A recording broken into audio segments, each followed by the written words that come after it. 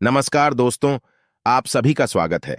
आपके अपने YouTube channel मानव जीवन में दोस्तों लाइफ में सभी आगे बढ़ना चाहते हैं और लाइफ में आगे बढ़ने के लिए हमें रोज ही कुछ नया सीखना चाहिए और आगे बढ़ना चाहिए।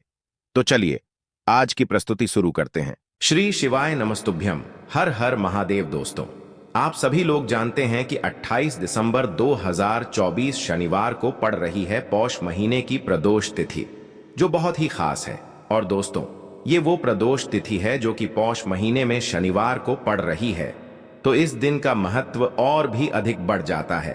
और दोस्तों, इसी दिन किया जाने वाला पंडित जी द्वारा बताया गया एक लाल फूल और एक सफेद फूल वाला उपाय आप लोगों को जरूर करना चाहिए, क्योंकि दोस्तों ये एक ऐसा उपाय है जो कि हर दिन नहीं किया जाता।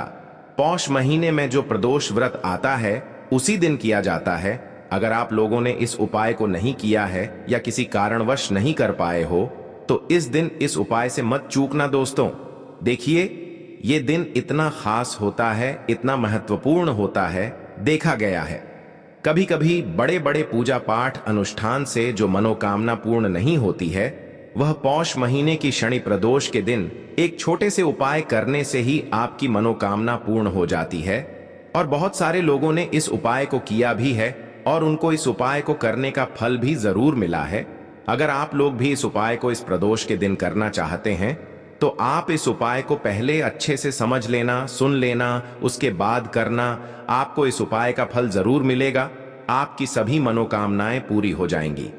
दोस्तों, हम आपको यहां पर बता दें कि यह जो एक लाल फूल और एक सफेद फूल वाला उपाय है, यह उपाय पंडित जी ने अपनी अभी की शिव महापुराण की कथा में ही बताया है। और इस उपाय को करने से आपके घर में चाहे किसी भी प्रकार की दुख और समस्या क्यों ना चल रही हो, आपको उसका कारण भी नहीं पता है कि भाई ये समस्या किस कारण से चल रही है। उसका कुछ भी कारण हो सकता है, जैसे पितृदोष हो सकता है, काल सर्प दोष हो सकता है, या किसी भी तरह का मंगल दोष भी हो सकता है। और भी बहुत तरह के दोष होते हैं। पर आपको इस उपाय को करने के लिए अपने दोष को पता लगाने की भी जरूरत नहीं है। आपके घर में किस कारण से इतनी दुख और परेशानी आ रही है वह भी आपको पता लगाने की जरूरत नहीं है। बस शनिवार की प्रदोष के दिन इस उपाय को कर लेना, क्योंकि इसी एकमात्र उपाय को करने से आपके पूरे घर परिवार में सुख और शांति हो जाएगी। आपके घर में अच्छे अच्छे काम होने लगेंगे। आपकी जो भी मनोकामना होगी वह भी धीरे धीरे करके पूर्ण होना शुरू हो जाएंगी।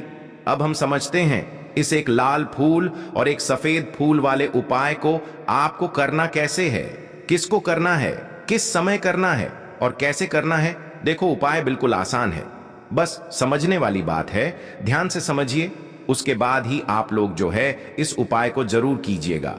सबसे पहली चीज हम लोग ये समझते हैं कि इस एक लाल फूल और एक सफेद फूल वाले उपाय को इस आने वाली प्रदोष के दिन किसको करना है। तो देखिए, इस उपाय को घर के सभी सदस्यों को करने की बिल्कुल भी जरूरत नहीं है।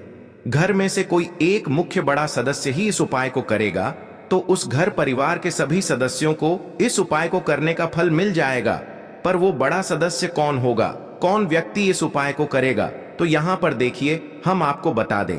घर की जो बड़ी माताएं बहनें होंगी, घर की बड़ी माताओं बहनों में से कोई भी एक माता बहन इस वाले उपाय को कर सकती है। अपने पूरे घर परिवार के लिए घर में सभी सदस्यों को इस उपाय को करने की जरूरत नहीं है। मात्र घर की जो बड़ी माताएं बहनें हैं उनमें से कोई भी एक माता बहन इस वाले उपाय को करेगी तो उसके घर परिवार के पूरे सदस्यों को इस उपाय का फल मिलेगा।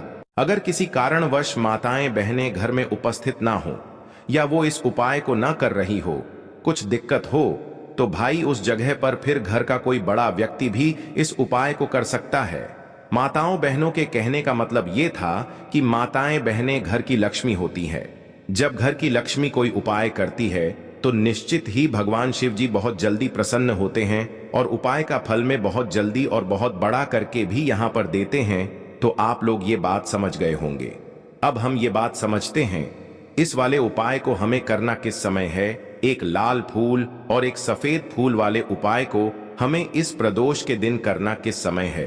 तो देखिए, इस उपाय को करने का जो समय है सुबह का समय भी है और शाम का समय भी है। अब देखिए, यहाँ पर हम मुख्य रूप से सुबह का समय नहीं बोलेंगे, क्योंकि देखिए ये जो प्रदोष तिथि है और आप सभी लोग जानते हैं इसका प्रदोष काल का मतलब शाम का जो समय होता है ना, इस दिन भगवान शिव जी का सबसे प्रिय दिन होता है। तो आप लोग इसे एक लाल फूल, एक सफेद फूल वाले उपाय को सुबह के समय भी कर सकते हो और शाम के समय प्रदोष काल में भी कर सकते हो। सुबह के समय अगर कर रहे हो तो 10 या फिर 11 बजे तक भी अगर उपाय करोगे तो भी आपको उपाय का फल मिलेगा। वही अगर शाम के समय कर रहे हो तो इस दिन शाम के समय का ध्यान रखना कि शाम के 6 बजे से लेकर 7 बजे के बीच में अगर आप इस उपाय को कर सकते हो तो बिल्कुल कर लेना, पूरी कोशिश करना। पर अगर किसी कारणवश इस समय के बीच में ना कर पाओ तो रात 8 बजे तक भी अगर आप उपाय को करोगे तो आपको उपाय का फल जरूर मिलेगा। ये बात आपको समझ आ गई कि आप इस उपाय को सुबह और शाम दोनों समय कर सकते हो। मतलब करना आपको एक ही समय है, घर में से किसी एक ही बड़े व्यक्ति को करना है, पर एक ही बार इस उपाय को करना है, दोनों समय नहीं करना है।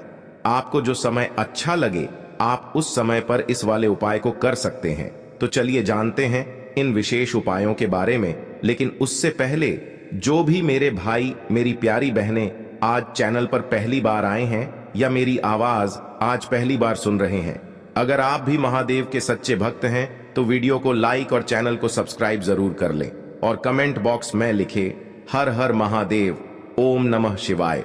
देखो, अब सबसे महत्वपूर्ण बात आती है कि इस उपाय को हमें करना किस लिए है। जैसा कि हमने अभी आपसे बोला कि इस उपाय को करने के बाद आपके जीवन में बहुत सारी खुशियां आएंगी, आपकी मनोकामनाएं पूर्ण होंगी, आपकी धन की समस्या दूर होगी, आपकी पैसों की समस्या दूर होगी।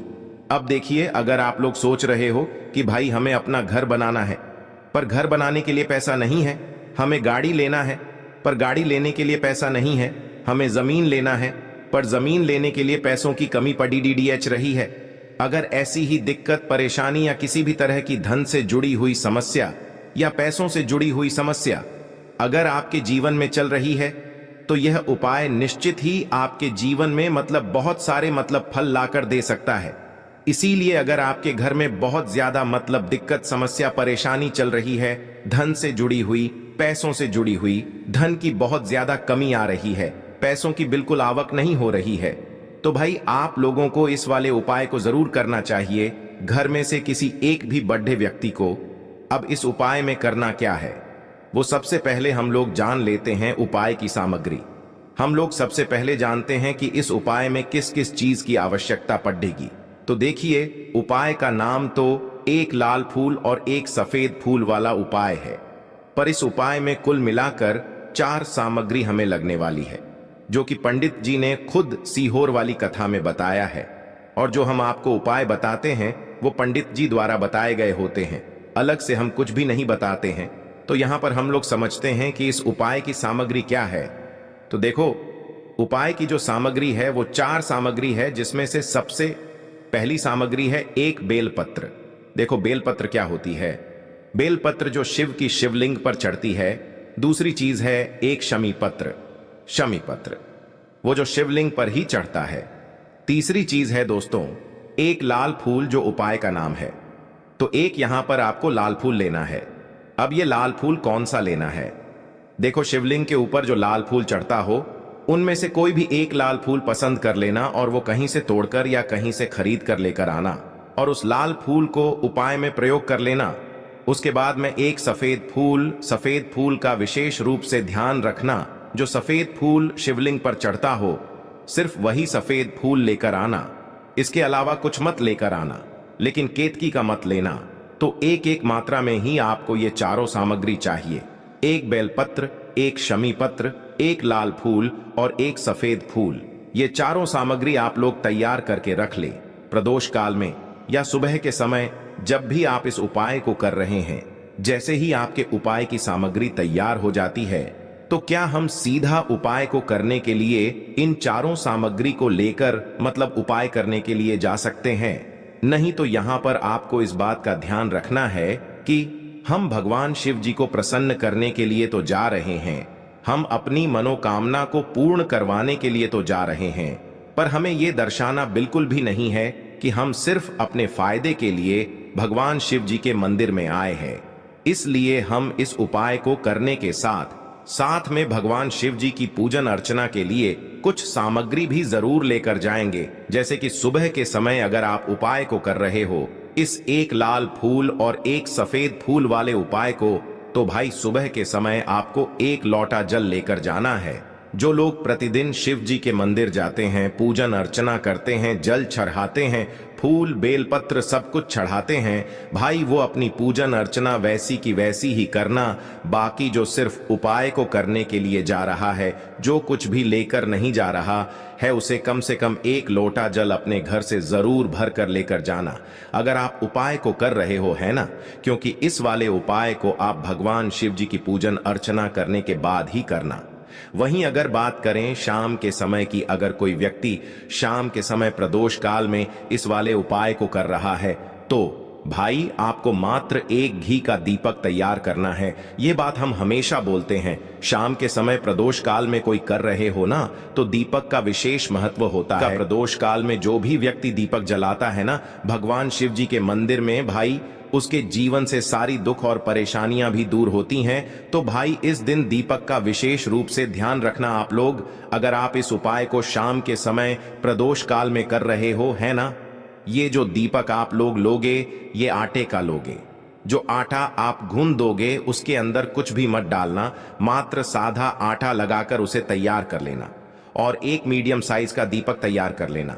वो दीपक ना ज्यादा छोटा हो ना ज्यादा बड़ा हो, है ना। उसके बाद में दीपक आपका तैयार हो जाए तो इसके अंदर जो बत्ती रखोगे वो गोल बत्ती रखोगे।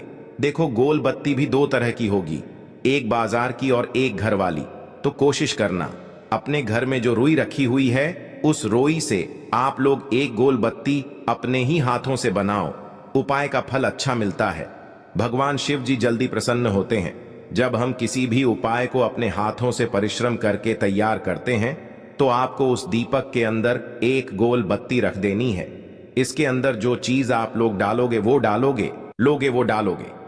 शुद्ध देसी गाय का घी, इस बात का विशेष रूप से ध्यान रखना, क्योंकि भगवान शिव जी का सबसे प्रिय दिन और प्रिय समय पर हम लोग इस वाले उपाय को कर रहे हैं। तो थोड़ा सा शुद्ध देसी गाय का घी इतना डालना कि वो दीपक कुछ समय तक चल सके ना।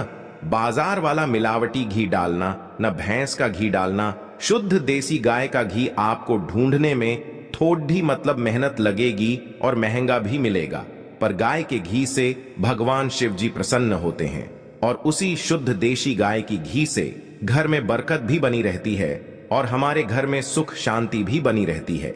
इसलिए इस शुद्ध देसी गाय का घी को अपने घर में हमेशा रखा करो। वो भगवान शिव जी के कार्यों में भी उपयोग में आता है और उपायों में भी हम लोग प्रयोग कर सकते हैं। तो यहां पर आपकी सारी तैयारियां हो चुकी हैं। उपाय को करते समय शुद्धता का विशेष रूप से ध्यान रखिएगा। सुबह कर रहे हो तो भाई सुबह तो आपको स्नान करना ही करना है। बाकी शाम को कर रहे हो तो शाम को मात्र हाथ मुंह धोकर भी आप लोग इस वाले उपाय को कर सकते हो। कोई दिक्कत वाली बात नहीं है भाई। उपाय की पूरी सामग्री तैयार करके और पूजन सामग्री लेकर आपको भगवान शिव जी के मंदिर पहुंचना है, जो आपके घर के पास में हो, जहां पर शिवलिंग विराजित हो, शिवालय हो, वहां पर आप लोगों को पहुंचना है। और जैसे ही आप भगवान शिव जी के मंदिर में पहुंचते हो, वहां जाकर ही उपाय शुरू नहीं करना है। पहले आपको भगवान शिव जी की पूजन अर्चना करना है। पूजन अर्चना कैसे करोगे? सुबह के समय गए हो तो एक लोटा जल वगैरह जो भी पूजन सामग्री लेकर गए हो, उससे पहले पूजन सामग्री आप लोग मतलब पूजन भगवान शिव जी की कर लो। जो व्यक्ति सिर्फ एक लोटा जल लेकर गए हैं, वो शिव जी की शिवलिंग पर मात्र एक लोटा जल एक धारा से धीरे धीरे करके चढ़ा लो, है ना। अपनी पूजन अर्चना आप लोग जो हैं पूरी कर लो पहले। उसी के बाद अगर आप शाम के समय कर रहे हो तो पहले जाकर बैठना है भगवान शिव जी के शिवलिंग के पास में। आप जो दीपक तैयार करके लेकर आए हो, उस दीपक को पहले जलाना है। ये जो दीपक आप लोग जलाओगे ना, ये किसी और की माचिस से मत जलाना, अपनी ही माचिस अपने ही घर से लेकर आना और इस दीपक को अपने ही माचिस से जलाना। अगर आपने मंदिर की माचिस या किसी और की माचिस ले ली इस उपाय को करने में, इस उपाय का फल उस व्यक्ति को भी थोड़ा बहुत मिल जाएगा। इस बात का ध्यान रखना, अपने घर से अपनी ही माचिस लेकर जाना और इस दीपक को जलाना।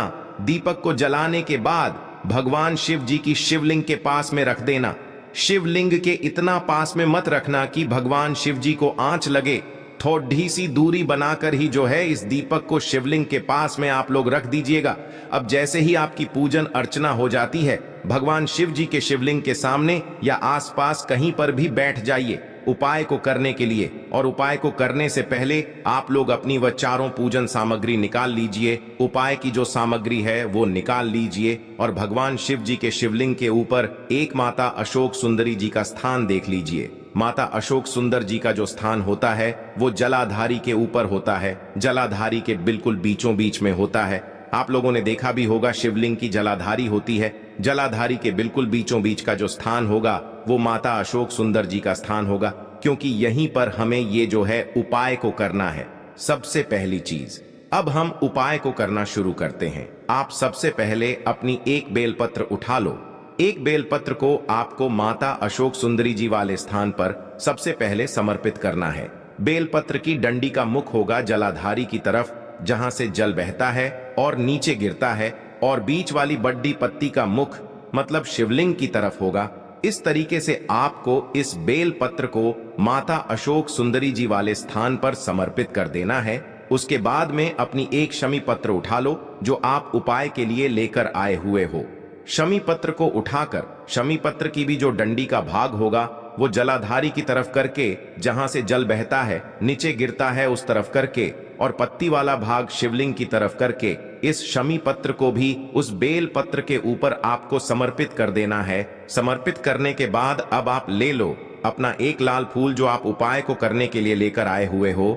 इस लाल फूल का जो खिला हुआ भाग होगा, चाहे वो गुलाब का फूल हो, चाहे कोई सा फूल जो शिवलिंग पर चढ़ता हो, भाई उस फूल का जो खिला हुआ भाग होगा वो शिवलिंग की तरफ होगा। बाकी जो पीछे का भाग होगा फूल का वो जलाधारी की तरफ जहां से जल बहता है नीचे गिरता है उस तरफ होगा। और आखिरी में आपका जो एक सफेद फूल बचा हुआ है, इस सफेद फूल को भी आपको लेना है और सफेद फूल का जो खिला हुआ भाग होगा वो शिवलिंग की तरफ होगा, जहां पर शिवलिंग रखा हुआ है उस तरफ होगा, और डंडी का भाग जलाधारी के पीछे की तरफ हो जाएगा। मतलब जो जहां से जल बहता है और नीचे गिरता है। जब आप लोग एक बेलपत्र, एक शमी पत्र और एक लाल फूल, एक सफेद फूल चढ़ा रहे हो तो उस समय आप लोगों को कांता भगवान या कांता चक्र का नाम लेते हुए ही जो है इस उपाय को करना है, और भगवान शिव जी और नारायण जी का स्मरण करते हुए ही इस उपाय को आपको करना है। तो जब भी आप एक बेल पत्र, एक शमी पत्र, एक लाल फूल और एक कमी हो रही है, जो भी दुख और समस्या परेशानी चल रही हो, आपको अपनी वह दुख और परेशानी जो है भगवान शिव जी से उपाय को पूरा करने के बाद वहीं पर पास में बैठकर बोल देना है। हाथ जोड़ के आंखें बंद करके अपनी परेशानी और श्री शिवाय नमस्तुभ्यम का जाप करना है। आज के लिए बस इतना ही इस वीडियो में दी गई जानकारी। अगर आपको अच्छी लगी हो तो प्लीज हमारे चैनल मानव जीवन को सब्सक्राइब करें, लाइक करें, और हमारे वीडियो में अंत तक बने रहने के लिए धन्यवाद।